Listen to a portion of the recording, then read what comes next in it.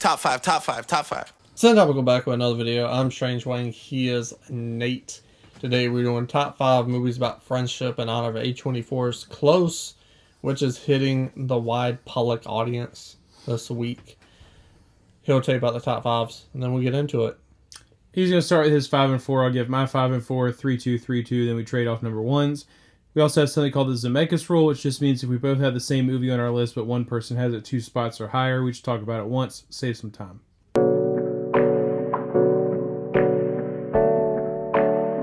Number 5 for me is going to be Girls Trip, something I know is not on your list.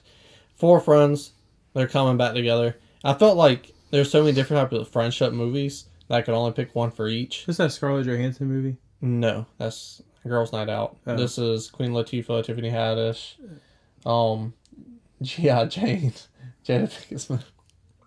Fuck Will Smith. Damn! Jada Smith's in it, and I can't remember the last person in this movie. But friends, they're all coming back together after all these years, taking a girls' trip to New Orleans during I don't think it's Mardi Gras, but like it's a big week. Mm-hmm. So you have these friendships, they all come back together. There's tension between some friends. This friend's hiding something. It's essentially a better written version of Grown Ups.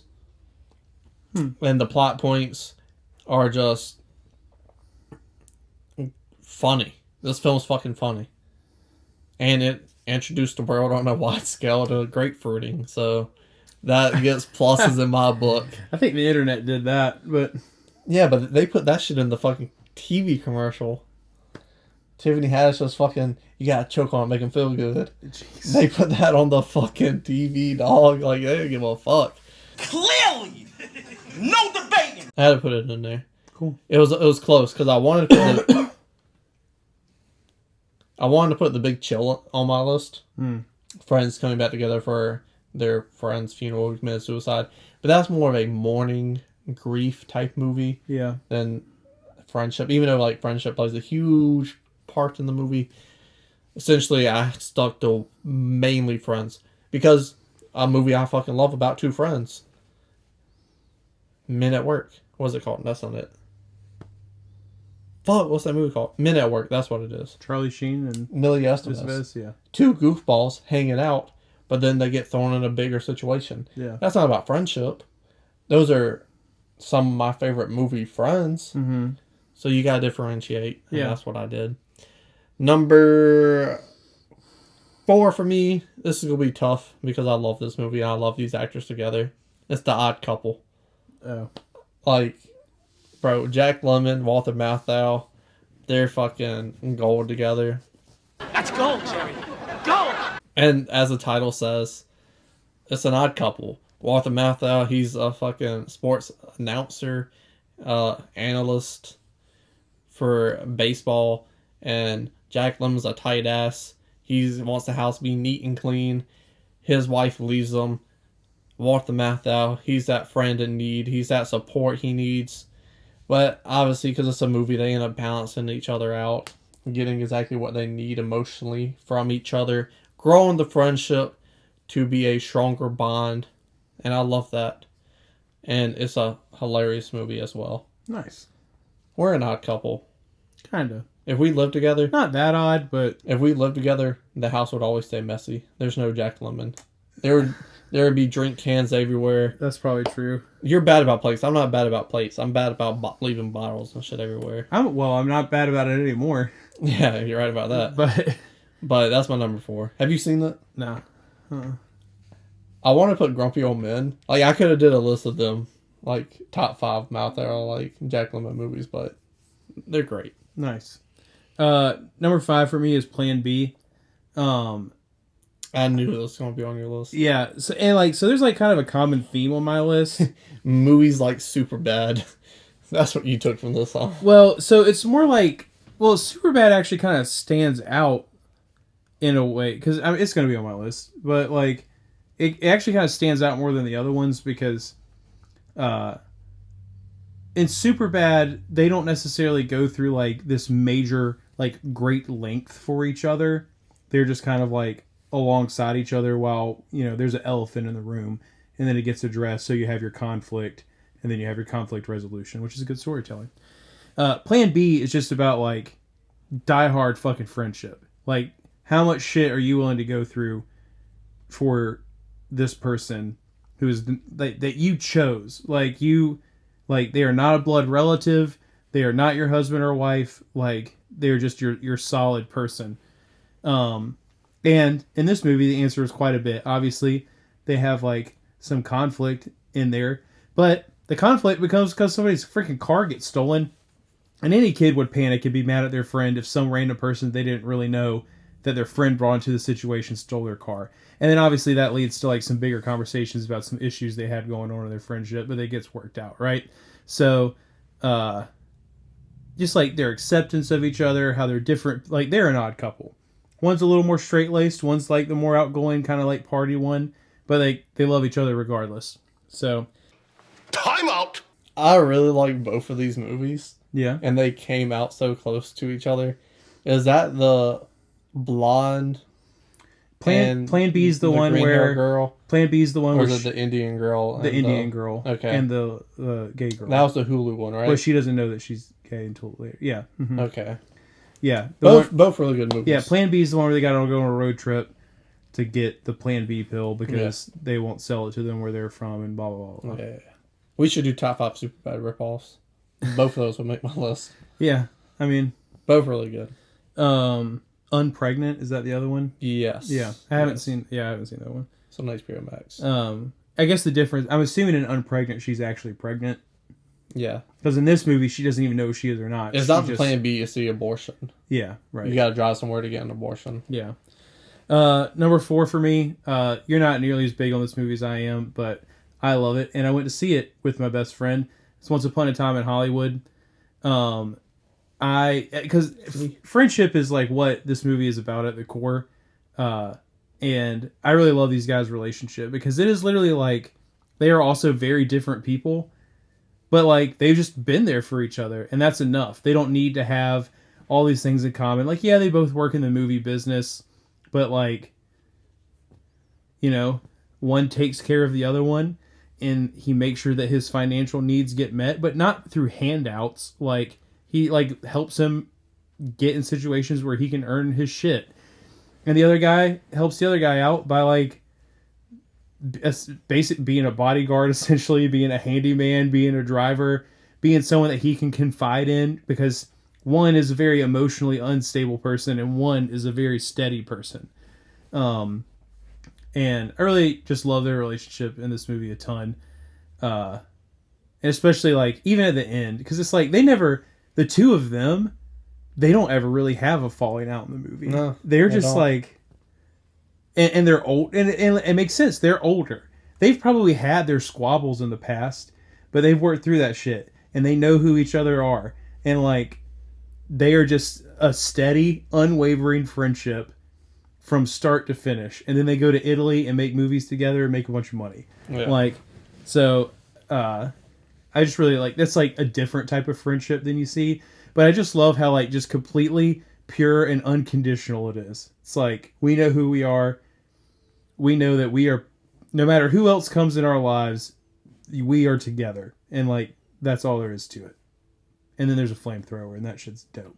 But I bet Brad Pitt wouldn't message him back 3 hours later. Google it. okay, to be fair, you asked me a lot of questions that is like, literally in the time that you took to text me this, you could have typed it into Google and gotten your answer.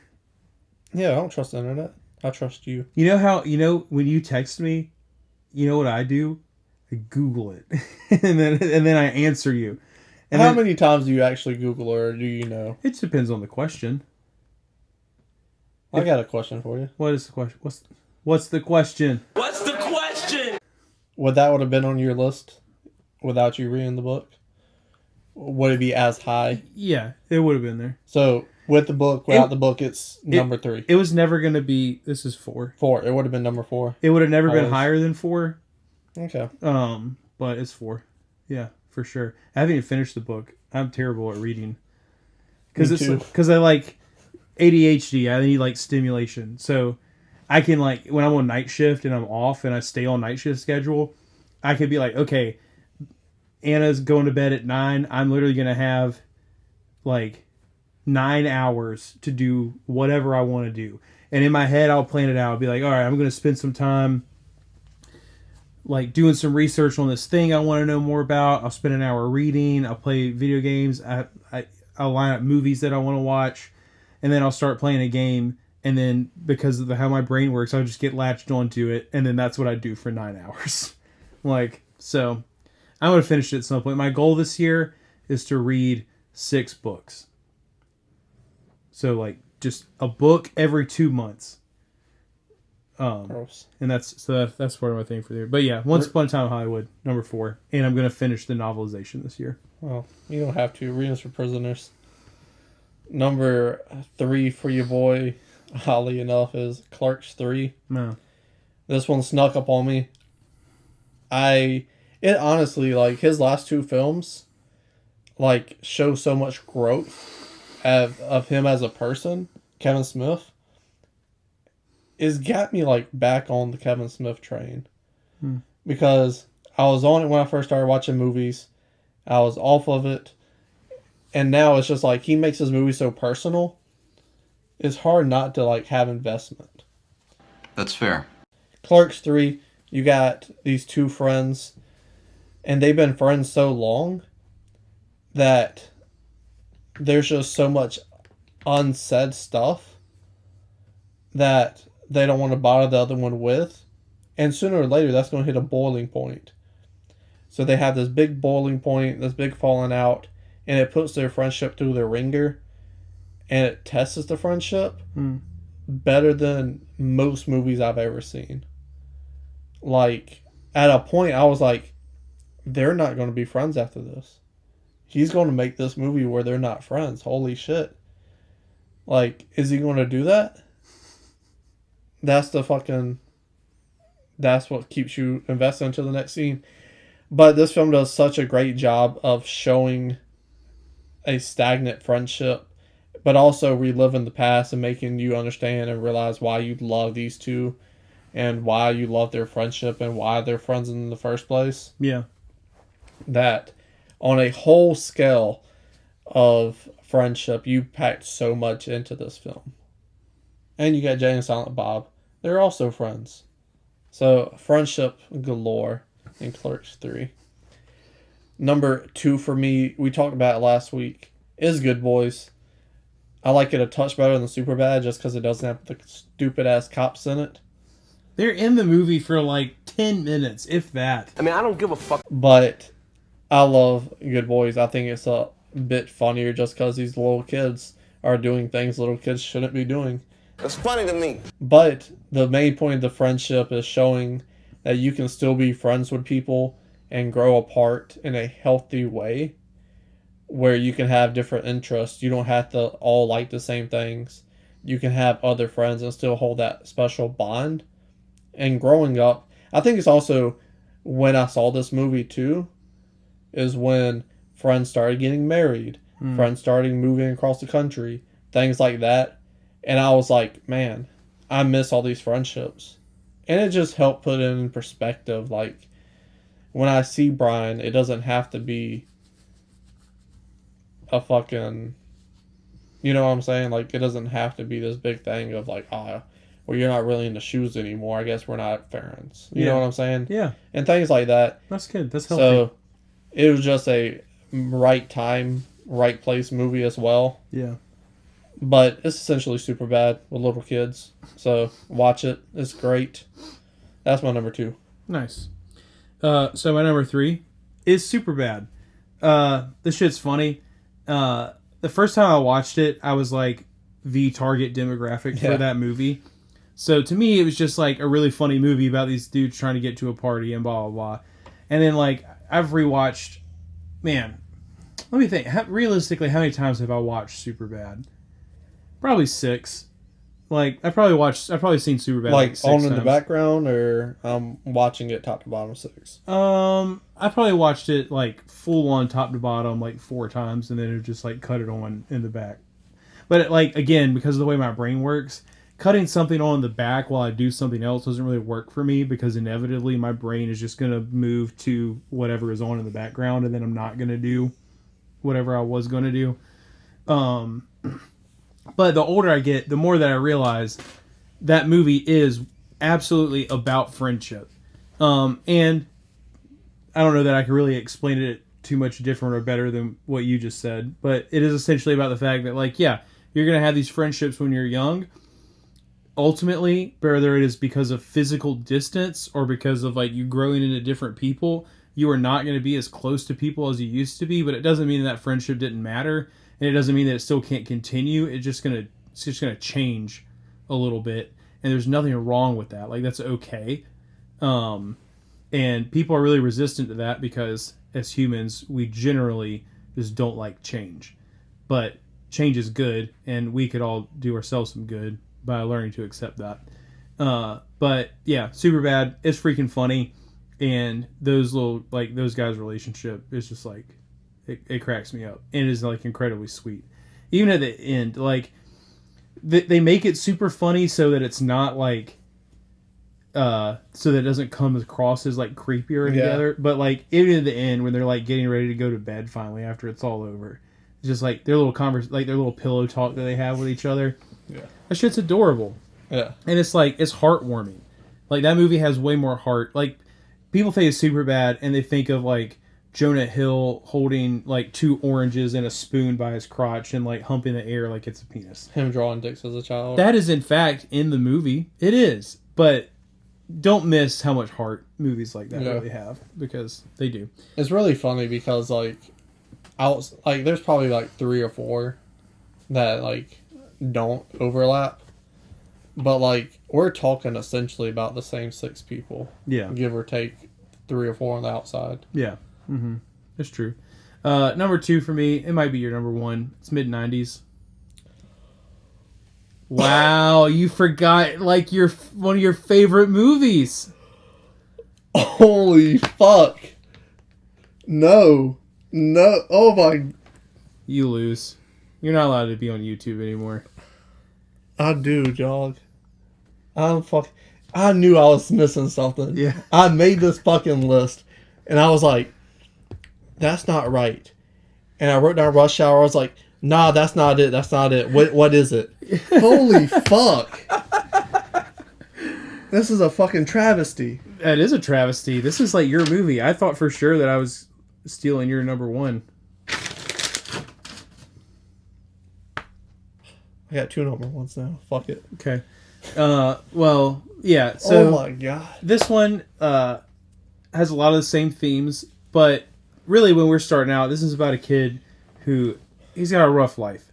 Like his older brother's a dick to him in like a really shitty way. He doesn't understand why. Childhood divorce. Like mom's got random dudes and shit around. Like she for the streets. Yeah, right. And what he needed more than anything else was a stable family. Yeah. But he doesn't get that. Because especially when you're a kid, you can't control who your parents are, who your siblings are, all that shit. So if he can't get a stable family, the next best thing is some really, really good friends. And that's what he ends up finding in this like skating community. And like they don't care that he sucks. They're just like, dude, you're chill. We like you. You want to learn how to skate, we'll teach you how to skate. And then he learns how to skate. And then they do some stupid shit, but they're good friends. But what really sells this movie for me is just that one conversation when he's in the hospital and homie delivers like the whole, I'm paraphrasing because I can't remember exactly what it is, but like he's basically like, you take like the hardest hits. And the kid kind of smiles because he thinks it's like a compliment. Yeah, I cry every time. And then he's just like, you don't have to do that, right? Yeah. And it's just like, man, that is good friending right there. It's beautiful. And then like him and like shit fuck's relationship or fuck shit's relationship, where it's like they've essentially been the same person their whole life, but now they're just kind of at that super bad crossroads where one got into the good college and one doesn't think he can get into the good college. He's The self-sabotaging priorities and change, and like he doesn't want to give up the life that they have now, but this guy realizes that their life isn't super great and that like they are all capable of more, and he's not going to sell himself short and he's going to go for it. So like things that are never just like flat out expressed to you in the movie, but if you watch it and pay attention, you can see like there's just so, and like you even got like you got Sunburn, who's like when you're first introduced to him, he's like just kind of the dopey like dumb seeming one. No, but that's then fifth grade. Sunburn is the kid. the white kid with the camera. No, right? that's fifth grade. Oh, see, Fourth grade. You know, Fourth grade. That's them. right? Whatever. Fourth Yeah. grade. So it's like, but then you find out this kid has like a passion for like filmmaking and stuff. Yeah. He has depth to him and all that stuff. And it's like, and then you got Sunburn, who's like Ruben. He's a Mexican kid, Yeah, and mom is abusive. right. But Sunburn is. You just talk about the movie. All right. Top 10 favorite movies of all time for me. I cannot believe I missed this and left it off my list. But what does it for me is the scene where he's obviously going through some shit. And big homie's like, hey, let's go skate. And he sits him down, he talks to him, and he's like, yo, Ruben, his mom beats him, 4th grade, his family's poor, they can't even afford fucking socks. Yeah, Like, everyone has their shit, but you wouldn't trade your shit for someone else's shit. And just like, he hits them with that, like, what you need to hear. But then he also is like, we're going to skate, we're going to hang out, we're going to forget about it type shit. Because he looks up to his brother. His brother hates him, wants nothing to do with him. His brother tainted his mom for him. And he's like, all right, I've been seeing these things and it's been kind of odd. But my brother, like, made her out to be such the bad guy. yeah, That now those little things are big things and I hate them. And again, like you said, it's like he's finding that family with these friends that he's always, like, needed. And it's like one of the most beautiful things. This movie makes me cry once or twice. When he says you don't have to take those hits, yeah, that gets me every fucking time. yeah, Every fucking time. yeah. That's good shit. Like, I love this fucking movie. And it's so fucking funny. It's so authentic to what the 90s were. Like, that little kid, even though I wasn't born, like, in the I was born in 96. But I grew up on Ninja Turtles. Wrestling. So when he has the little wrestling buddies on the bed, he has Ninja Turtle sheets. And his mom, she's watching my favorite scene in Goodfellas. You got one dog looking this way, you got one dog looking that way. And the guy's like, what do you want from me? Oh, well, what's wrong with that? Hey, there's nothing wrong with it. Favorite fucking scene in that movie. The movie just talks to me in a way that I cannot explain, but friendship's the core of that movie, like he said. And I'm a fucking idiot for forgetting that movie. Womp. But it's my number one, which should have been my number one. What should have been my number two is Lethal Weapon. It's another odd couple movie about this being there for what you need for your friends. These are partners that turn out to be friends, and it's about trusting the other person. I'm taking the franchise, really, but the first movie's there. Franchise makes more sense in the terms of friendship, I guess. But you gotta have that scene, the ending, to like really solidify the friendship and trust. Because he invites him over to dinner, and that's when you really get to see who Raj is as a person. And he's not such a hard ass. He's not fucking with me just to fuck with me. He has a family that loves him, and this is who he's doing it for. And it opens him up to a vulnerability to let Mel Gibson in a little bit more, and not just be, oh, I'm a cop, I got crazy eyes. I'm probably poking people and shit. Like, he's a lunatic in this movie. Facts. So the dinner scenes, that really opens him up and to like let the walls down. And that's how you build a friendship. That's how you start the friendship. And then the ending, one of the greatest endings of all time, where he's like, Raj, let me at that motherfucker. So he unhandcuffs fucking Gary Busey, and they fucking fight like men, and the trust is there. He's like, back off, he needs to handle it. Mel Gibson, he's whooping Mr. Joshua's ass. And then together, to solidify their friendship, they both pull their Glocks out and shoot that cocksucker until he's fucking stained on the fucking front yard. That solidifies their friendship. And you can see their friendship grow and blossom in the other 3 films, but that first movie really encapsulates becoming someone's friend. And the rest of the films are just them being great buddies, being there, growing friendships. Raj, I see you struggling with your daughter and your son. Let me be there. Let me show support. And they're fucking great. But mid-90s is the greatest movie about friendship. Yeah, I after talking about mid-90s, I kind of wish I had flip-flopped my 1 and 2. But whatever. I'll think about that. It's not even on your list, so... It is my number 1. Right, okay. You didn't hear me? So my number 1, just think about it in terms of straight friendship. What? I thought that was your number 1. No. Oh, yeah, you should have flipped mid-90s then. Yeah, I'm saying I should have flipped mid-90s. I'll take the back. Okay, yeah. Anyways, my number 1 is 50-50. I'm all over the place today. Yeah, so like, you get the Seth Rogen zaniness in this movie, sure, but it's another movie that is just like about an incredibly pure friendship, because it's like, Joseph Gordon-Levitt, he's got cancer. That's bad, right? Who's there for him? Not his like incredibly long-term girlfriend who should be. She's off screwing some like hippie art dude. Who catches him? His best friend, because he knew some shit was not right. So I love that scene, but it's just like to have someone who's just like so unconditionally looking out for you. I really love that, and it's like they still have their issues. Like, yeah, Seth Rogen's character, he's kind of trying to take advantage of the fact that he's got cancer a little bit. Like, he doesn't know the right things to say sometimes, because how could anybody know the right thing to say to someone who thinks they're going to die, you know?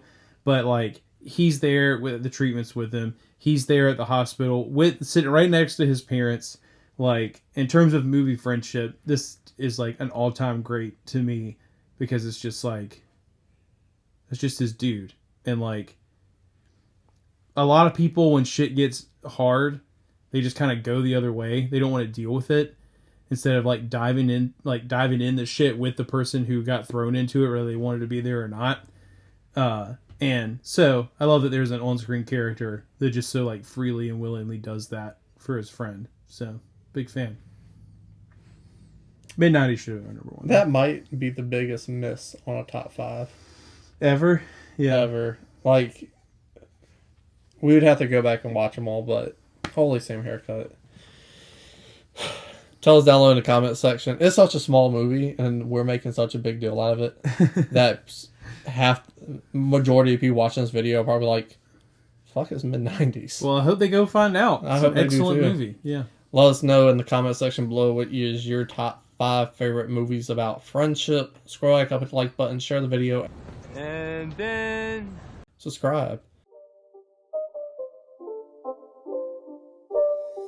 It's not a game, it's a rich